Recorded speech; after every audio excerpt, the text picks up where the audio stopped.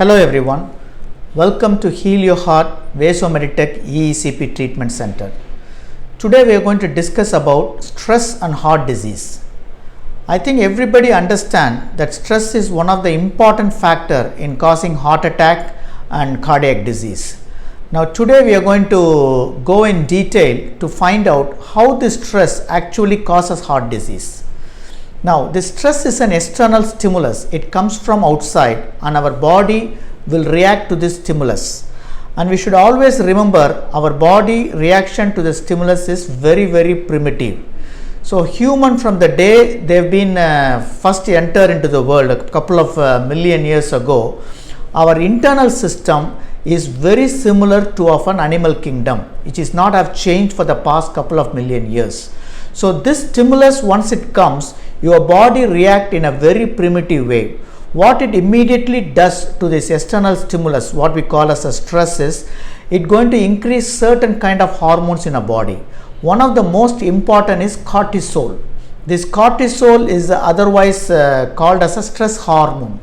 So once the cortisol is released based upon your external stimuli or a stress, it increases the blood sugar level. Actually, it is going to shift the sugars from the liver into the circulation and increasing the energy within us. So the energy is highly increased based upon the sugar level. Second is fight or flight mode. This is another response which is very primitive, because in animal kingdom usually the stress is considered as a fear. Once there is a fear, the body mechanisms start acting to produce certain hormone which is called a flight or fright response hormone, which is an adrenaline.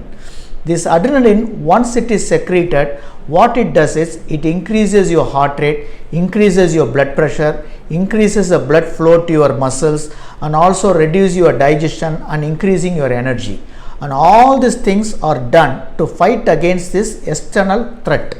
But in fact, now we know our external threat is not a fear or a looking for a food or running away. It is actually a more formal stress.